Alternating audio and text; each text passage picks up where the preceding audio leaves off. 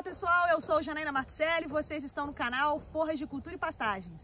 Hoje nós vamos para mais um quadro, o produtor pergunta, eu respondo. E hoje eu vou responder a pergunta do Paulo Ramires. Ele pergunta se ele pode utilizar o capim BRS Tamani em sistemas silvopastoris, que tipo de forrageira de inverno ele pode consorciar com o capim Tamani, e ele pergunta também se ele pode utilizar uma área que antes era de umidícola para fazer esse sistema silvopastoril com a cultivar Tamani. Segura a vinheta que eu já vou responder a pergunta do Paulo Ramires.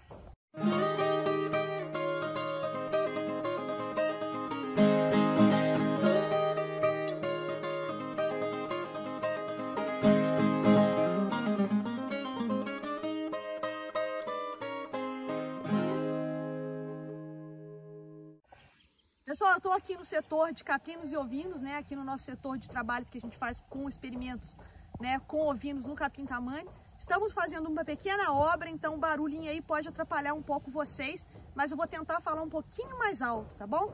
Se eu for esperar a obra acabar, eu não consigo gravar os vídeos para vocês, tá bom, pessoal? Então eu espero que vocês compreendam esse barulhinho chato no fundo.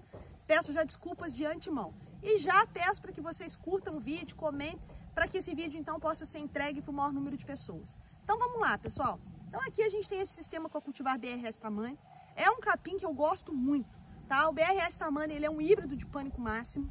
A gente não sabe exatamente quais foram as plantas utilizadas nesse processo, mas é um capim que ele apresenta uma grande quantidade de folha. Gente, é impressionante. Nós estamos aqui num período de transição, né, entre as águas e a seca. Ele já está começando a diminuir bem a produção dele, já está mais lento para rebrota, a gente já está demorando mais para colocar nossos animais.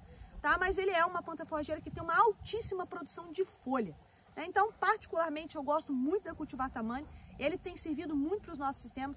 Nós estamos com outro experimento aqui que eu vou falar para vocês num outro momento, que a gente está inserindo amendoim forrageiro nas entrelinhas, porque esse Tamani foi plantado em linha, tá, pessoal? Então, a gente está colocando amendoim forrageiro nessas entrelinhas aqui. E depois eu vou mostrar para vocês um pouco desses resultados, né, nesses piquetes que estão recebendo esse amendoim forrageiro. Mas vamos à pergunta do Paulo Ramires. Ele está perguntando se a gente pode utilizar o Tamani em sistemas silvopastoris. Nós temos pouquíssimos experimentos, tá? Então a ciência explica muito pouco para a gente sobre a resposta do capim Tamani em sistemas silvopastoris, tá? Mas o que eu tenho para dizer para ele é o seguinte: pode ser que funcione, dependendo do distanciamento das árvores.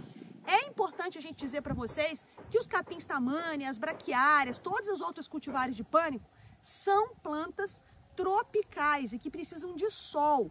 Então não são plantas que são adaptadas a ambientes sombreados. Portanto, elas vão diminuir a produção em sistema sombreado.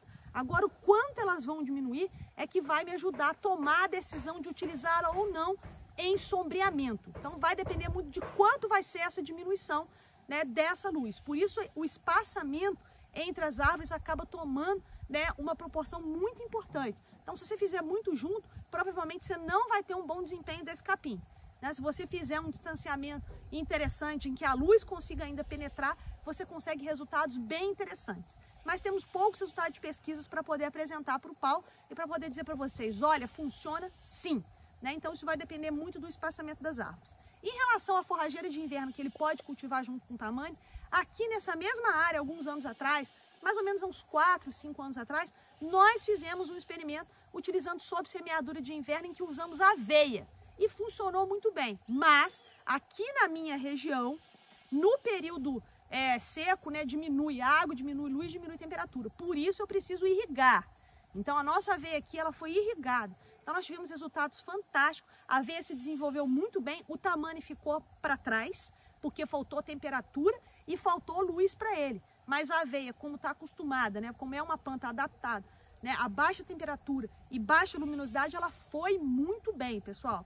Então a aveia se consorciou muito bem com o Tamani. Isso é uma experiência que eu tenho aqui e que funcionou, tá? Então o experimento foi ótimo, fizemos as coletas de dados, os animais consumiram a aveia, as nossas ovelhas, então foi tudo muito bem, né? Em relação à questão da umidícula, ele me diz que essa área que ele quer colocar o Tamani tinha umidícula antes.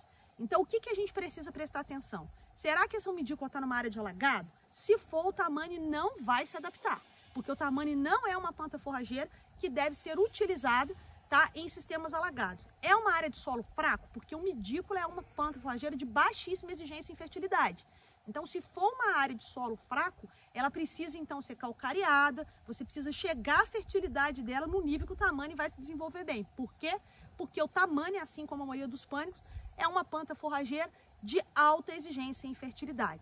Você até pode colocar uma área quitumidícola, mas que tipo de área é essa? Alagada, solo raso, solo fraco, o tamane não vai se desenvolver, tá? Então é isso, pessoal, respondi a pergunta do Paulo, convido vocês a visitarem o site www.pastoferte.com.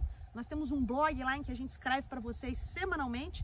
Curta, comente, compartilhe, para que a gente consiga fazer esse vídeo chegar ao maior número de pessoas. Então é isso, pessoal. Lembrem-se sempre, seu pasto é lavoura, seu dinheiro é capim, no pasto é mais barato. Fiquem com Deus e até a próxima.